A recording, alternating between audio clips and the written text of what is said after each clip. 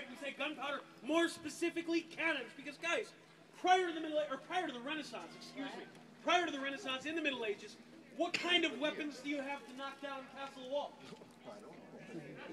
Trebuchets, catapults, battering rams, really cool stuff like that. And those are great weapons, but they require a lot of time, effort, energy, and manpower to pour into those things to make them work. But at the end of the day, for all the time, effort, energy, and manpower you pour into those things, you don't get a lot of return. So, exactly. It doesn't really do you a lot of good. But towards the end of the Middle Ages, you've got this new weapon called a cannon. A lot like that one right over there. You've got this new weapon called a cannon. You put wheels on the cannon, and you can roll the cannon right up to the castle walls and blast the living daylights out of these great big tall castle walls. Because guys, these great big tall castle walls, they're great targets, aren't they? Yes. I mean, they're standing out there in the middle of nowhere just asking for it, begging to get knocked down. So people begin to realize these great big tall castle walls, they're just not a very good idea anymore, are they? And so when in the Renaissance, we begin to design new fortresses, because in the Renaissance, we think about all sorts of great things, right? But we begin to design new fortresses. What happens to these great big tall walls? They get broke. But when we build new forts, what do? We don't build tall walls anymore. We build what? Short walls, really low walls, guys. You build your walls as low to the ground as possible. The idea here is the smaller target you present to the enemy, the less of a chance that it can get hit, right? It's harder to hit a smaller target. That's exactly what the Spanish have done here. They've built the walls of the Castillo very low to the ground. And they take it a step further, because what they do is they dig a giant hole in the ground. You dig a giant hole in the ground, you build your fortress inside of this giant hole in the ground. Now you've dug basically a giant foxhole. You've built your fortress inside of this giant foxhole, this giant hole in the ground. Now you've got all this excess dirt. What do you do with it? You make a hill, because guys, all of us walked up a hill to get inside the fort today, right? No. Yes, unless you parachuted in, you did. But guys, do you think that hill exists naturally here in Florida? No. No.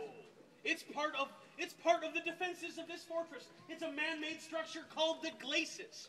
In the 18th century, the glacis was almost as high as the fortress itself, which means from the ground level across the street where the enemy would be, where the town is now, the only part of the fort the enemy can see is the very top, where the cannons are, where our cannons are, at the very top. Now, when the enemy is firing from the outside, when they're firing cannons at this place, cannons are line-of-sight weapons. You can only hit what you can see. So if all you can see is the very top of the wall and a big green hill, most of the enemy cannonballs are going to hit what? They're going to hit the hill. Who cares? If cannonballs hit a big pile of dirt all day, not a big deal, is it? No. And even if these cannonballs do hit the fort, what part of the fort do they hit? The very top. Does that do a lot of damage to the walls? No. Because what part of the walls do you have to hit to knock the fort down? The bottom, right? And guys, here, even if there wasn't the glacis, the bottom of the walls are 18 feet thick. Absolutely incredible. But you're not going to hit them anyway, because the base of the walls are protected by the hill in front of the fort. So now we've got a great fortress that can absorb a lot of energy from the enemy while taking minimal damage. But how does this fortress fight back? With our own cannons, precisely. But what happens if there's a blind spot somewhere around the outside of the fortress where the enemy can sneak up on this place without getting shot at? What happens then? Well, what's the enemy going to do if there's a blind spot? They're going to attack the blind spot. There's other cannons on the other side fighting the wall. Exactly. If there's a blind spot, the enemy is going to utilize that blind spot, sneak up on this place, get inside, and then what's the point of building a fort anyway if there's going to be a blind spot, right? So it doesn't really do you a lot of good. They see that one coming. They design these forts in a bastion style, this bastion style fortresses. You build a basic shape like a square. Okay? And you put a bastion on each corner. These bastions are the big triangular shaped objects on the corners of the fort. You put a bastion on each corner of the fort. They're angled in such a way in relationship to each other and the rest of the fort that there's not a single blind spot anywhere around this place. In fact, there's interlocking fields of fire 360 degrees all the way around the fort. That means the enemy cannot approach this place from any direction without coming under fire from at least 2 different gun batteries at the same time. That makes it really, really difficult to get close to this place, doesn't it? And guys, the enemy's it's gonna be even harder for the enemy to get close to this place because the Spanish can catch their enemies in that crossfire up to 3.5 miles away. The big guns of this fortress, the 18s and 24-pounders, had a range of up to 3.5 miles. The small guns had a range of 1.5 miles. So the range of the guns and the crossfire the fort creates makes it very difficult for the enemy to get close to this place. But even if the enemy does get close to the fort, they're never going to be able to take the fort by storm, like we see in the movies. And we all know what I mean when I say take the fort by storm, right? A bunch of people running at the fort, yelling and screaming and hollering and everything else. That's never going to work here, guys. Exactly. It's never going to work here, guys, and I'll tell you why. The first thing all these men running up towards the fort is going to have to do, well, first off, they're going to have to run uphill. Who likes to run uphill? There's always a couple, right? Imagine if you would. And you might like running uphill, but guys, imagine if you would, running uphill, wearing 30 or 35 pounds of dark blue wool. Sword belt, cartridge box, 15-pound musket, uncomfortable leather shoes, black felt hat, running uphill in the summertime while people are shooting at you. It sounds great, right? And guys, when you get to the top, I mean, that's a big deal for us. It's not a big deal for soldiers, right? But when you get to the top of the hill, you're staring straight down the barrel of what? A cannon. And that's not a big deal, is it? Again, we have to look at it, not through our perspective, again, because to us, that's a big deal. But in the 18th century, it's not a very big deal because 18th century warfare is linear. That means me and 300 of my best friends march in line towards the enemy, single file line. Walking in unison together. This is important, right? Now, cannons fire cannonballs. Cannonballs don't explode. It's just a solid piece of iron. Even a big cannonball is only about the size of my head. So, we're marching towards this fort with all these cannons firing cannonballs. They fire the cannonballs at all these men marching towards the fort. What happens? Not much. Guy next to me gets completely obliterated, but I'm fine. And so is the person on the other side of him. Most of us are going to make it. I mean, some of us are going to take one for the team, but most of us are going to make it, right? And again, I know it sounds bad, but that's the essence of 18th century warfare, guys. The individual did not matter. Only the unit matters, right? So most of us are going to make it. We're going to get inside the fort, take the fort that way, right? But that's implying that cannons only fire cannonballs. Cannons in the 18th century are a lot like our fighter jets today. They're very, very expensive pieces of equipment, and as a result, they don't have just one type of weapon system. That would be a waste of money. They have a variety of different types of ammunition they can use to destroy different targets and meet different purposes. If the Spanish see a bunch of men charging up the hill, they're not going to load with cannonballs. It won't do any good. They're going to load with something called canister shot. Now, we know what canister shot is, right? It's okay, I'm here to tell you. It's basically a big can full of musket balls. Turns a cannon into a giant shotgun. And it's not just one cannon doing this, it's 5 or 6. So you can imagine hundreds of men charging uphill. They get to the top of the hill, the Spanish light off that canister shot, and blammo, pretty soon. There's no more bad guys in front of the fort, right? And that's kind of the nasty way to put it, guys. But they're probably not going to make it. Canister shot is not pretty. I encourage you, look it up online. It's just not a pretty thing, okay? But even if the enemy does manage to get up the hill, past the canister shot, they're up at the top of the hill, they go down into what? The moat. What's the problem with the moat? It's got water and alligators and all that kind of stuff. Guys, would you believe me if I told you the moat did not have water in it? And the only animal you were likely to find in the moat was a cow or many cows. Would you believe me? Yeah. Yeah, exactly, because you can look it up.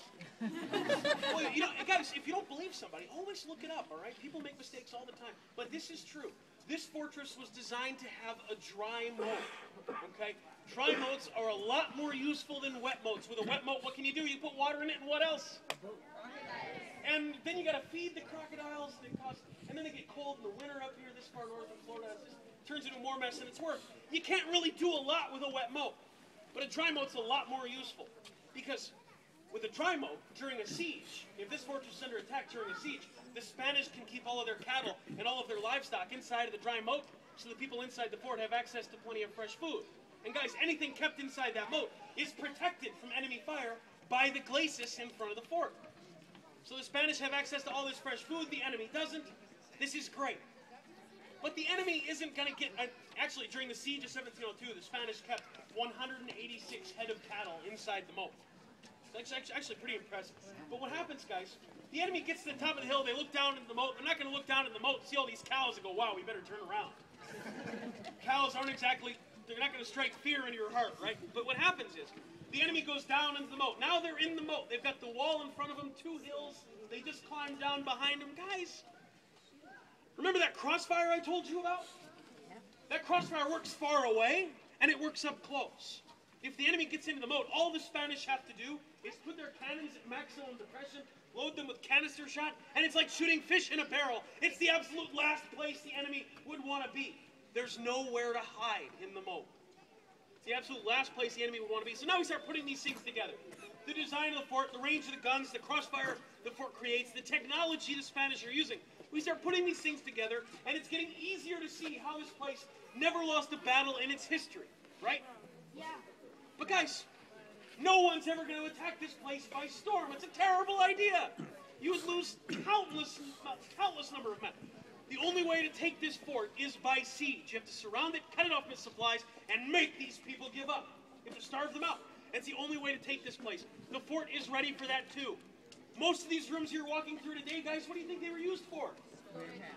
Storage of food, weapons, supplies, gunpowder, and ammunition. When the Spanish built this fortress, basically, it was a glorified warehouse with cannons on top of it. That's really all it was. This is the chief reason why I don't take people on a tour. Everybody wants to go on a tour. Everybody wants to see each individual room and learn all about each individual room. That would be terribly, terribly boring. Because here's what it would look like. Here's what it would sound like. We'd start in that room in the corner. I'd say that was the rice room where they kept nothing but rice. I'd say, cool, all right. I mean, this is the first one. It's exciting, right? We go to the second room. Here's the second rice room where they kept nothing but rice. We say, all right. Go to the third room. Here's the third rice room where they kept nothing but rice.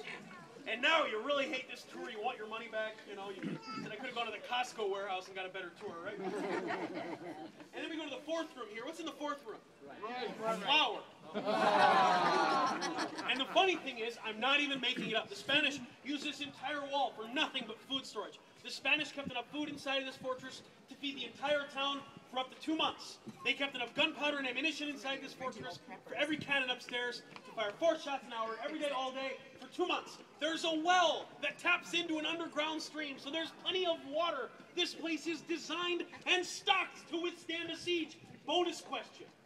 How long does it take to go to Cuba, or how long did the Spanish estimate it's going to take to go to Cuba, get help, and come back? 2 months. It's like they planned it. Because they did. But guys, we start putting all of this stuff together. The design of the fort, the range of the guns, the crossfire the fort creates, the technology the Spanish are using. The fact that this place is stocked and prepared for a siege, we put all this stuff together. And it's even easier to see how this place never lost a battle in its history. But guys, all of that stuff doesn't do you any good without what? Doesn't do you any good without people, without soldiers. Guys, keep in mind, the city of St. Augustine is established in 1565, making this city the oldest continuously occupied European settlement in the continental United States. It's older than Plymouth and older than Jamestown. We're talking about the late 1600s to mid-1700s. So by the time period we're talking about, most of the families living in St. Augustine will have been living here for 150, going on 200 years. Think about that. And think about how long some of our families have been living in this country. The Spanish living in St. Augustine at the time are going to look at things much the same way we do. They're going to say, hey, Spain is great, but Spain is the place that my dad or my granddad is from. Florida is my home. This is it. This is all I've ever known. Much the same way that we have ancestors from all over the world. But this is our home, right? Right. So think about that, and then think about this. The soldiers defending this fortress, the soldiers defending St. Augustine, they're not a part of the Spanish army, and they're not a part of the Spanish Marines. They're something different. They were called overseas troops. And that means that they're part of independent companies raised in Florida for the defense of Florida. So that means most of the soldiers defending this fortress are born here. Their fathers are born here. Their grandfathers are born here. So when they were fighting to defend this fort, they weren't defending some far-flung outpost of the Spanish king that if they lose a battle, so what? They go home to Spain. They're defending this fortress and not little town right over there with their aunt, their uncle, mom, dad, dog, cat, wife, kids, everything they've ever known in their whole way of life. If they lose a battle here, they lose everything. That's what's at stake for them. So now we put all of this together. The design of the fort, the range of the guns, the crossfire the fort creates, the technology the Spanish are using, and the fact that these soldiers had something worth fighting for. They weren't fighting for a cause or an abstract idea or because the king told them they had to. They were fighting to defend their homes, their families, and their way of life. When we put all of this together, it's very easy to see how this place never lost a battle in its history. And that's what I want you to take away from this today. Now, before I let you go, there's a couple things I have to remind you of for your safety and the safety of the fort. Please remember while you're here, parts of this fortress are 340 years old. And that means every time we come in contact with the walls and the cannons, we take a little piece of it away that we can never, ever replace. So please help us to preserve your national monument by limiting your contact with this place as much as you can. That being said, while here at the fort, especially while upstairs on the gun deck, do not sit, stand, or lean on the walls upstairs. It's a really terrible idea, guys, and I'll tell you why. It's a government project built 340 years ago by the lowest bidder. Sit on the walls upstairs, very easily you find them crumbling out from underneath you, and you tumble 33 feet down to the bottom. And needless to say, if that happens, it's going to result in a lot of paperwork, a lot of phone calls, and ruin everybody's day. Trust me. So, all kidding aside, keep those things in mind for your safety and the safety of the fort. One last thing. If anybody has any questions about anything at all, please let me know. It is my job to teach you about this place, and I take it seriously. But for those of you that don't have any questions, thank you for coming.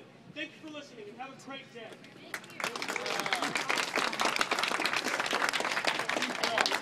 Thank you.